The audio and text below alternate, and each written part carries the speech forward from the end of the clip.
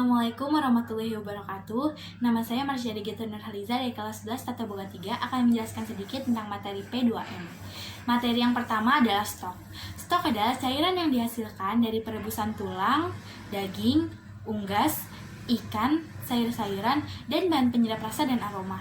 Fungsi stok ada 4. 1. Sebagai penambah nafsu makan. 2. Sebagai bahan dasar saus dan sup. 3. Sebagai penyedap rasa. 4. Untuk diberikan kepada orang sakit dan bayi. Macam-macam stok ada 2. 1. Brown stock. 2. White stock. White stock adalah stok berwarna putih yang dihasilkan umumnya dari tulang ayam dan tulang ikan. Brown stock adalah stok berwarna coklat yang dihasilkan dari tulang sapi yang disaute hingga kecoklatan dan ditambah mirror poix. Biasanya brown stock dipakai untuk brown sauce. Bahan-bahan pembuat stok, tulang. Biasanya menggunakan tulang sapi, tulang ayam, dan tulang ikan. Kedua, air yang tidak berbau. Ketiga, mirror poix yang terdiri dari onion, carrot, dan parsley dengan perbandingan 4:1. Lalu, bouquet garni yang terdiri dari batang daun bawang, lada putih, bay leaf, dan thyme yang diikat menjadi satu. Bouquet garni dan mirror poix adalah bahan penambah rasa dan aroma dalam stok. Metode pengolahan white stock ada blanching, yaitu merebus dalam air mendidih dalam waktu singkat, boiling, merebus dari air dingin hingga mendidih, dan simmering, merebus dalam waktu yang lama. Metode pengolahan brown stock ada roasting, menggosongkan tulang, dan simmering, merebus dalam waktu yang lama. Kriteria white stock: 1. Berwarna bening. 2. Tidak berlemak. 3. Tidak banyak kotoran. 4. Berbau harum. Kriteria brown stock: 1. Berwarna coklat bening seperti air teh. 2. Tidak banyak kotoran. 3. Berbau harum. Hal-hal yang perlu diperhatikan saat membuat stok: 1. Menggunakan alat yang bersih. 2. Menggunakan bahan yang segar. 3. Untuk mendapatkan ekstrak yang maksimal, potong tulang kecil-kecil. 4. Stok dibuat menggunakan api kecil. 5. Saring menggunakan saringan halus. 6. Simpan di dalam refrigerator. Penyimpanan stok: 1. Stok dapat bertahan 1 minggu di dalam kulkas. 2. Stok dapat bertahan 3 bulan di dalam freezer. 3. Pastikan sebelum memasukkan stok ke dalam kulkas atau freezer, stok sudah benar-benar dingin agar tidak mudah rusak. 4. Gunakan wadah tertutup agar stok tidak terkontaminasi. 5. Labeli stok agar tahu kapan tanggalnya. Materi selanjutnya adalah saus.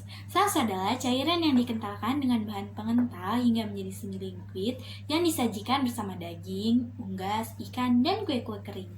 Fungsi saus adalah menambah rasa dan kelezatan pada makanan, menambah nilai gizi pada makanan, menambah aroma, melembabkan makanan, dan meningkatkan penampilan pada makanan. Kriteria saus yang baik: 1. Penampilan glossy. 2. Tekstur licin semi-liquid. 3. Berbau harum. Bahan pembuat saus ada 2.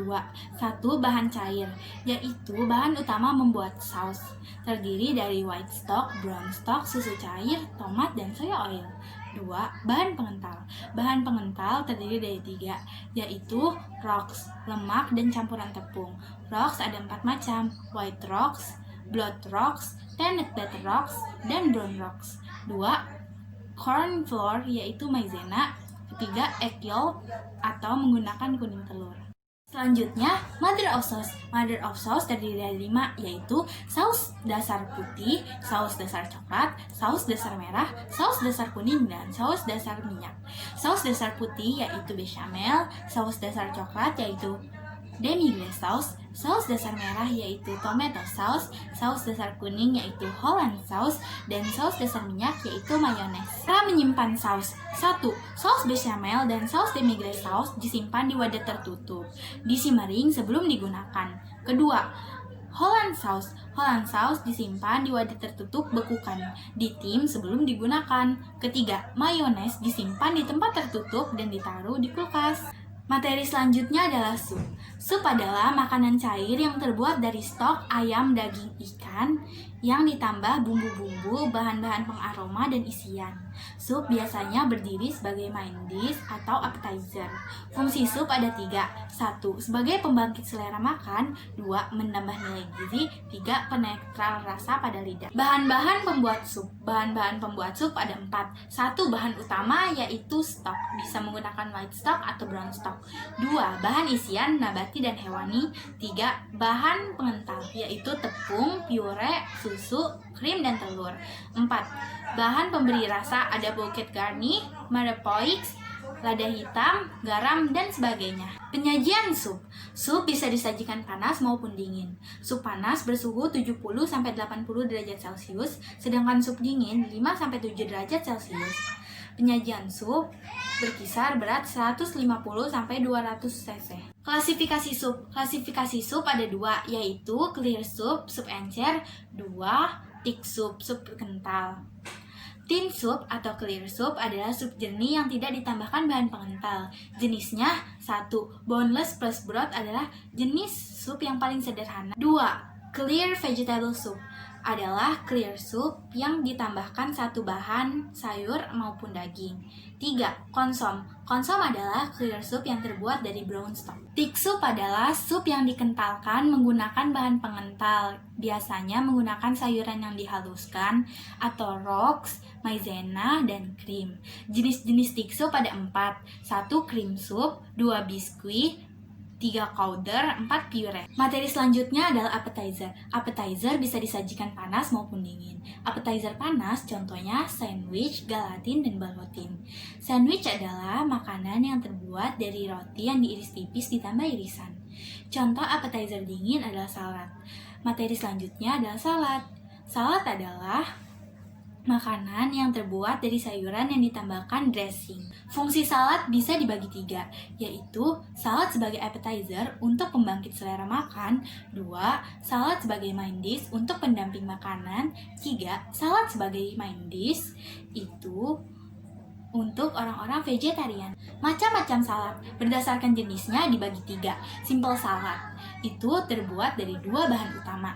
2. Compound salad terdiri dari 3 atau lebih bahan utama. 3. American salad seperti compound salad tetapi dia terbuat dari buah. Temperatur salad ada 2, cold dan hot.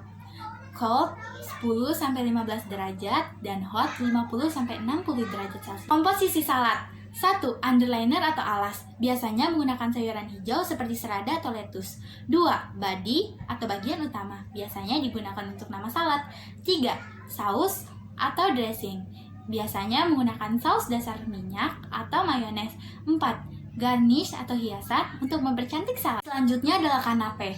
Kanape adalah makanan pembuka dengan ukuran kecil yang biasa dimakan dengan one bite. Fungsi kanape sebagai appetizer dan sebagai makanan pengiris. Posisi kanape. 1. Dasar kanape, biasanya roti, toast, atau biskuit. 2. Bahan pengoles kanape, margarin, cream cheese, butter, dan lain-lainnya. 3. Topping kanape, yaitu telur, keju, ayam, ikan. 4. Garnish. Materi selanjutnya adalah kentang dan pasta. Jenis-jenis kentang: Atahualpa, Nicola, Lapin Pulkula, Yukon Gold, Tubira, Royal Jersey, Maris Brand, Spunta, dan Mondal. Berdasarkan warna kulit dan daging, kentang dibagi 3, yaitu kentang kuning, kentang merah, dan kentang putih. Kentang kuning, kulit dan dagingnya berwarna kuning. Kentang merah, warna kulitnya berwarna merah. Dan kentang putih, kentang dengan kadar tepung yang rendah. Macam-macam hidangan dari kentang. Kentang digoreng, french fries, dan kroket. Kentang dikukus dan direbus. Ada mashed potato dan salad potato. Kentang yang dibakar ada potato wedges dan potato anah. Kentang ada french fries, strauss, Saratoga chips, wafer, pommes frites. Pasta. Pasta adalah makanan yang berasal dari Italia yang terbuat dari tepung terigu, air, telur, dan garam dengan banyak bentuk. Jenis pasta. 1. Farfalle berbentuk seperti kupu-kupu. 2. Conchiglit berbentuk seperti kulit kentang. 3. Lasagna berbentuk seperti lembaran kertas. 4. Tulang makaroni, makaroni panjang. 5. Makaroni. 6 spaghetti, 7 angel hair, dan 8 fettuccine. Jenis-jenis pasta ada 2, yaitu fresh pasta, pasta yang masih lembut seperti mie dan bakmi. 2 dried pasta, yaitu pasta yang sudah dikeringkan seperti makaroni, spaghetti, dan lain. Macam-macam saus pasta ada bologna, carbonara, marinara, dan alfredo. Teknik penyajian pasta. 1. Angkat pasta yang sudah direbus dan taruh di atas dinner plate. 2. Siram saus selagi hangat. 3. Tambahkan keju atau garnish. 4. Pasta siap dihidangkan. Terima kasih sudah menonton.